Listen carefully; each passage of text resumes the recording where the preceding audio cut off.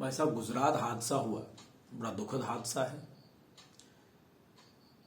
150 के लगभग लोग चले गए, जिंदगियां हम लोगों ने खो दी। कारण कुछ भी रहा हो, किसी की भी गलती के कारण हुआ हो, जांच के बाद जितने मर्जी लोगों को आप सजा दे दें, 150 लोग और उनके परिवार अब कभी इकट्ठे नहीं हो पाएंगे। और ये हादसे जितने भी कहीं पे भी होते हैं, भारत में ही नहीं विदेशों में भी जितने भी होते हैं, इसका सबसे बड़ा कारण होता है इग्नोरेंस, उपेक्षा करना छोटे छोटे महत्वपूर्ण चीजों की। इस हादसे में इकट्ठे 150 जीव चले गए, हमारे नागरिक देश के चले गए, बच्चे उसमें शामिल थे, युवा थे, बुजुर्ग थे, महिलाएं थी। लेकिन एक या दो लोग सड़क एक्सीडेंट में जा रहे हैं आसपास, अगर उनको गिनेंगे तो सैकड़ों हो जाते हैं रोज।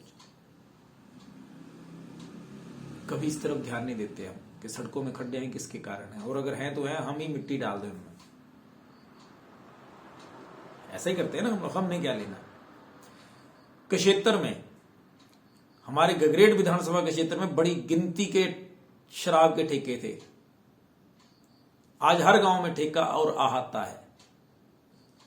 जब ये शुरू हुआ तो विरोध नहीं कर पाए हम लोग। हमने बोला हमने क्या लेना, हमें क्या फर्क पड़ता है। अब बोलते हैं फर्क तो पड़ता है भाई, किसको बोलेंगे ठेका बंद करवा दो, कोई नहीं सुनता। ऐसे जब चिट्टा हमारे यहां इतना ज्यादा चिट्टा है, सब जानते हैं, सब बोल रहे हैं, पूरे जिला उन्ना में बर्बाद कर दिए युवा इस जहर ने। जब शुरू में क्या, अब भी कितने लोग हैं जो इसके विरुद्ध बोलने की हिम्मत रखते हैं और खड़े हो जाते हैं कि भाई साहब इसके कारोबारियों के विरुद्ध कार्रवाई हो और ये खत्म हो हमारे इलाके से। कितने लोग हैं जिन्होंने अपने उम्मीदवार हैं जो आपके क्षेत्र में आए और उनसे पूछा कि इसका जो चिट्टा है, इसके कारोबारियों के विरुद्ध क्या आप कार्रवाई करेंगे और कितने समय में, टाइम बाउंड बताओ। नगण्य, पूछा ही नहीं होगा, किसी ने ध्यान भी नहीं दिया होगा। जैसे हम लोग हैं ना, वैसे ही नेता है हमारे।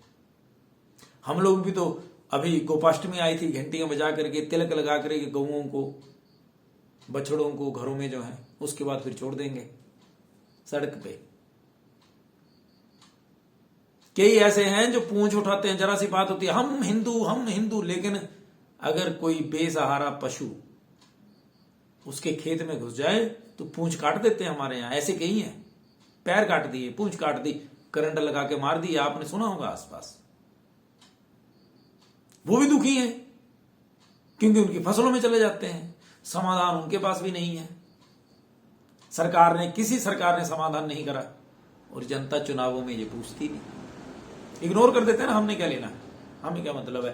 पूछ तो लीजिए कि ये जो बेसहारा हैं, इनकी जमीन जो गौ चरान भूमि कहां है, जहां ये बेचारे चर सकते थे। शिवरात्रि के दिन या सोमवार के दिन ही नहीं जाकर के नंदी को पानी चढ़ाना। जो नंदी घूम रहे हैं उनके बारे में सोचना चाहिए था, सेंसिटिविटी होनी चाहिए थी। इग्नोरेंस। फिर दोष दे देते हैं कि सड़क में आ गया जी, ट्रैफिक गाड़ी के सामने आ गया था, बाइक टकरा गई, बंदा मर गया, ये तो पशु ने बुरा हाल कर दिया, छोड़े किसी ने थे। और जिम्मेदारी किसकी है, हम सबकी है।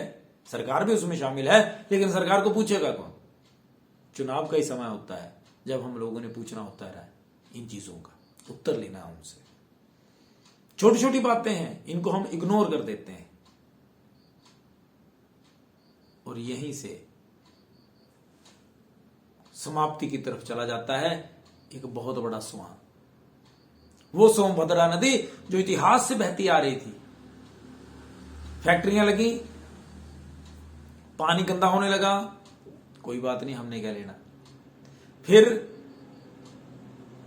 क्रैशर लगे, पत्थर जाने लगे, धूल आने लगी, सब कुछ हुआ, हमने क्या लेना। उसका दुष्परिणाम आज नाला बन के रह गया हमारा स्वान, और थोड़े दिनों में बंद हो जाएगा। हां, हो सकता है आपको फर्क ना पड़ता हो। इग्नोरेंस भाई साहब, स्वां नहीं रहेगा तो आप जिंदा नहीं रह पाएंगे। इस क्षेत्र को स्वर्ग माना जाता है। मैं आपको बता दूं, जिला ऊना, चारों मौसम यहां हैं, बहारें हैं, पानी बहुतायत में है पीने के लिए, दिक्कत कोई नहीं। आप अपना स्वर्ग उजाड़ रहे हैं अपने इग्नोरेंस के कारण, उपेक्षा के कारण। आप नजरअंदाज कर रहे हैं इस चीज को कि आपका जो स्वर्ग से भी सुंदर क्षेत्र है, इसका बेड़ा गर्क कर दिया गया सिर्फ आप लोगों की उपेक्षा के कारण। सोचिए, अपने बच्चों के बारे में सोचिए, और जब मतदान करें इन चीजों का ध्यान करें, ना कि शराब की बोतल, पैसे या कोई किसी तरह का गिफ्ट, इसकी तरफ ध्यान ना दें। याद रखिएगा, जो आपको शराब दे रहा है उसने आपकी वोट खरीदी है। वो खरीदार हमेशा अपना फायदा सोचेगा, आपका नहीं।